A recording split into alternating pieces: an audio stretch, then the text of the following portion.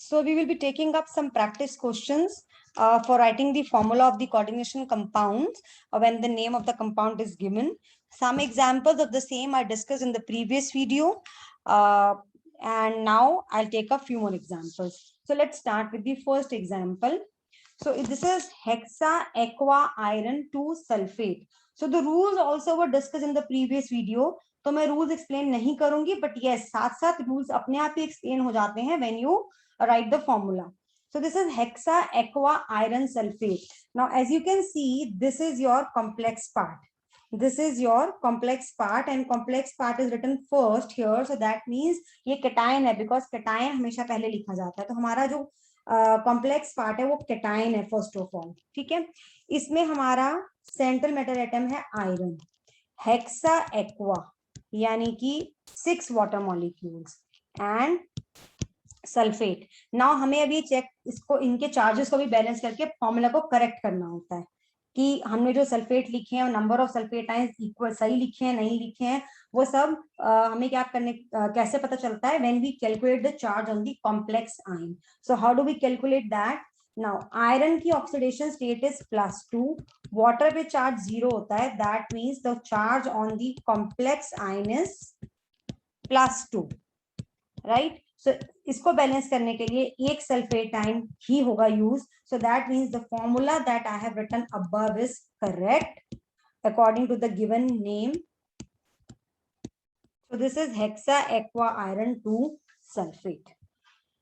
Next one, potassium tetracyanidoniculate. Now potassium metal is written first and this complex part is written बाद में. So this is our anionic complex. Now this is what tetracyanidoniculate. पहले हम potassium जो हमने आगे लिखा वो potassium ऐसे ही केस का सिंबल लिख लेते हैं, फिर देखेंगे कितने पोटाशियम आयंस यूज हो रहे हैं इस कॉम्प्लेक्स में depending upon the charge on the complex ion. तो आप कॉम्प्लेक्स आयन का फॉर्मूला लिख लेते हैं. निकलेट मतलब आपका सेंट्रल मेटल एटम है निकल.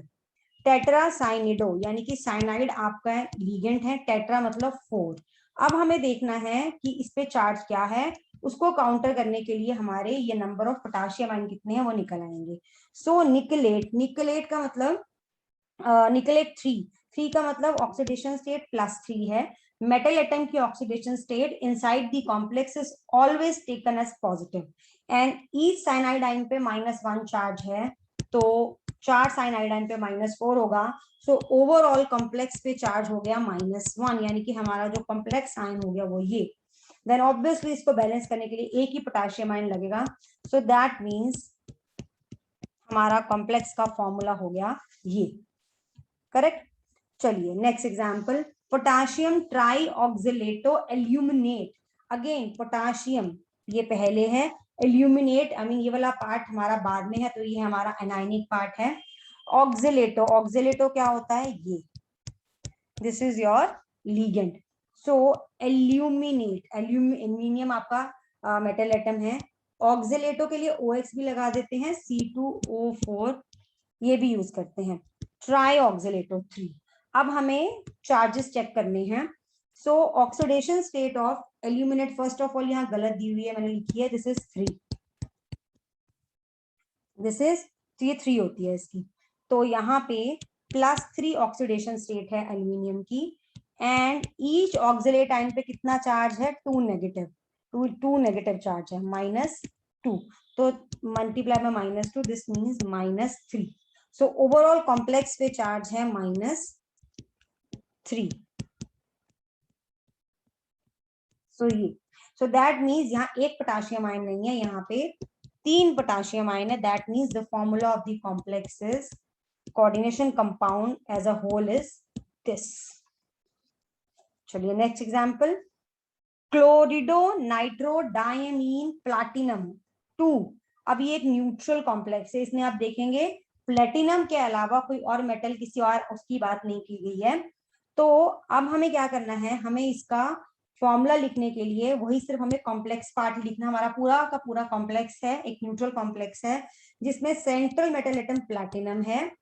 हमारे 3 लीगेंड्स हैं, chlorine, chlorido, nitro and amine. सो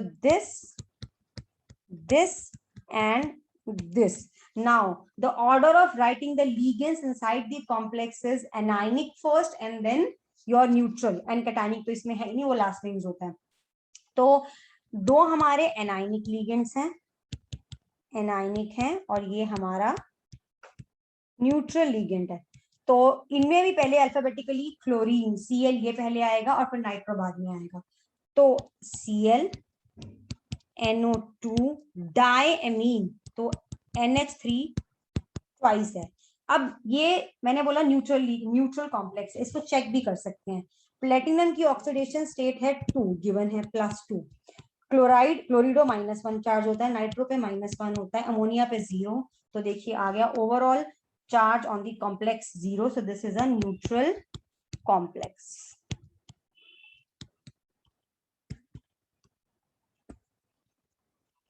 चलिए नेक्स्ट, पोटाशियम हेक्सासाइनिडोफेरेट 3. ओके, सो पोटाशियम, पहले पोटाशियम यानी कि के, और हमारा ये है कॉम्प्लेक्स पार्ट फेरेट, तो आयरन, हेक्सासाइनिडो यानी कि 6 साइनाइड है. अब हमें चार्जेस चेक करने हैं और फिर हमें काउंटर आयंस को बैलेंस करके लिखना है. ठीक है, तो आयरन की ऑक्सीडेशन स्टेट है +3, -6 साइनाइड पे चार्ज -3, यानी कि हमारा जो आयन पार्ट है कोऑर्डिनेशन वाला वो एनाइनिक है, उस पर 3 नेगेटिव चार्ज है. तो दैट मीन्स 3 पोटाशियम आयंस होंगे बाहर. So the formula becomes K3FeCN6. चलिए next example, chlorido diammine platinum 2 ion. अब सिर्फ आयन लिख रहे हैं, प्लेटिनम नाम है तो मतलब ये कैटायन है, ऑब्वियस सी बात है. और ये पता भी चल जाएगा आपको जब आप चार्ज निकालेंगे. आपको ऐसे भी बताने की समझने की जरूरत नहीं है, जैसे ही आप चार्ज निकालेंगे कॉम्प्लेक्स पे वो पॉजिटिव आएगा. नाम तो बता ही रहा है मेटल का. तो प्लेटिनम इज द मेटल. दो हमारे इसमें लिगेंड्स हैं, क्लोरिडो एंड एमीन. ये एनाइनिक है, ये न्यूट्रल है, ये एनाइनिक है न्यूट्रल है.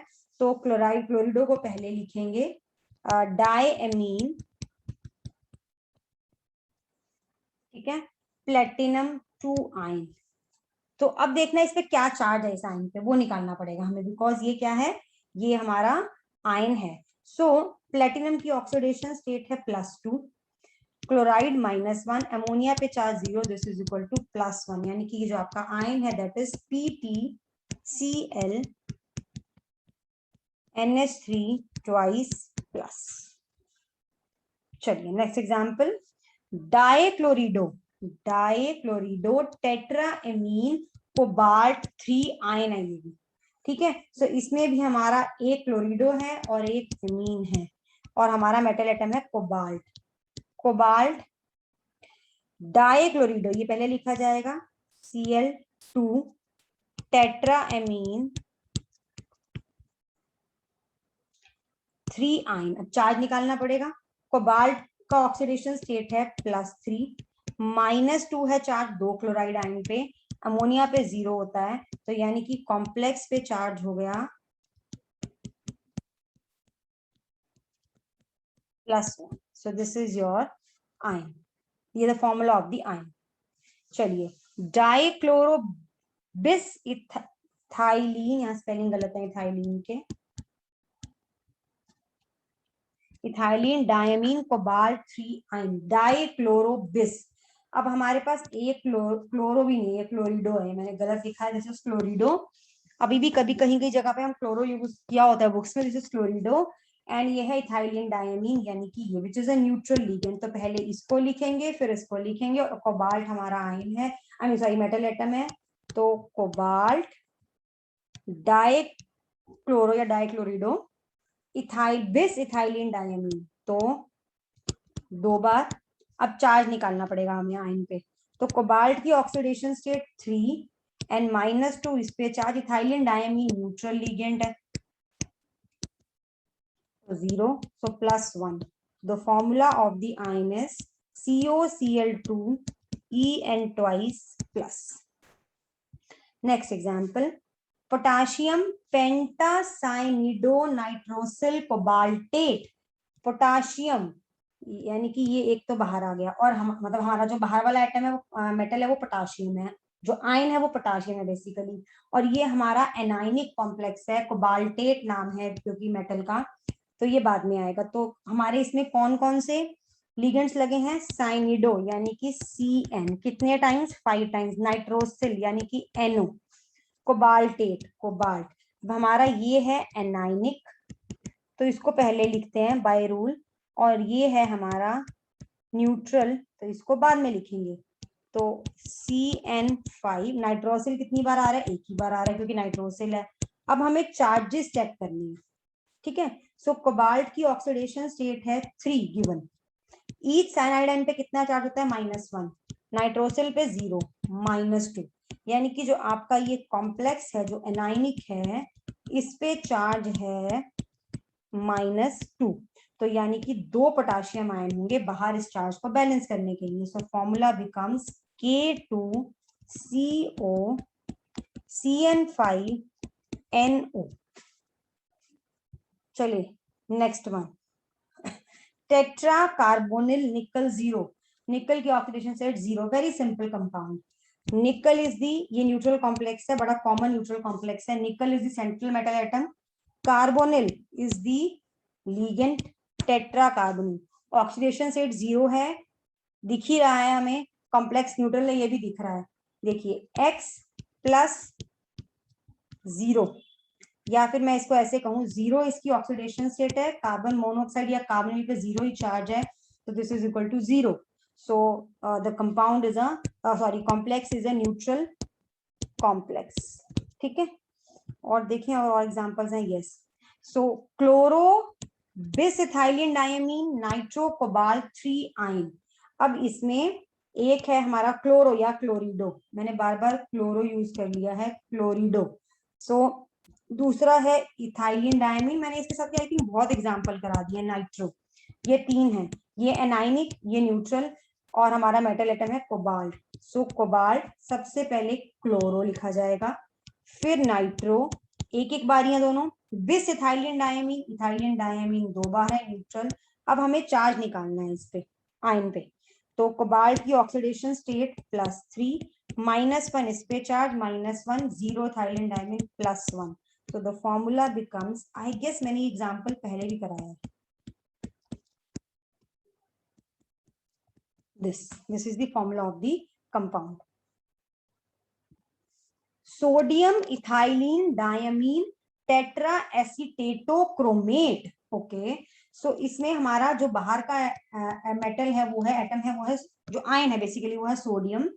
इथाइलिन डायमीन हमारा एक लिगेंड है, एसीटेटो यानी कि एसीटेट एक लिगेंड है, एसीटेट इज दिस 1 लिगेंड, और ये 4 टाइम्स है, जो हमारा ये है this is 4 times, and ethylene diamine है, एंड क्रोमेट, तो chromium is the central metal atom. अब ये हमारा एनाइनिक है लिगेंड, ये हमारा न्यूट्रल है, तो एसीटेट को पहले लिखेंगे, सो CH3COO4 टेट्रा एसीटेटो है, इथाइलिन डायमीन। अभी हमें चार्जेस चेक करने हैं और फिर हमें ये एटम्स जो होंगे ये बैलेंस करने पड़ेंगे। सो oxidation state of chromate over here is +2, एक एसीटेट आयन पे -1 चार्ज होता है, तो 4 पे -2, so this is equal to -2, यानी कि आपका जो ये है आयनिक कॉम्प्लेक्स, इस पे 2 नेगेटिव चार्ज है, so that means बाहर सोडियम आयन 2 बार होंगे, 2 सोडियम आयन्स होंगे, तो formula becomes Na2Cr CH3CO4 ethylene diamine, this is the formula. I guess this is it. I mean, this is all about the formula of the complexes, the coordination compounds, while the name of the compounds are given. So I think I've given enough practice for that. So practice them from both of my videos, the previous one and this one also. And और examples भी आपको किसी और book से मिले तो definitely कर लीजिएगा, मैंने ट्राई किए हैं जितने भी अनसॉल्व थे फ्रॉम वेरियस बुक्स कवर करने के, क्योंकि ये रिपीट होते रहते हैं सॉल्व एंड अनसॉल्व में से, तो I have covered maximum of them, so I think this is all, this is enough as of now. So in the next video we will taking up isomerism.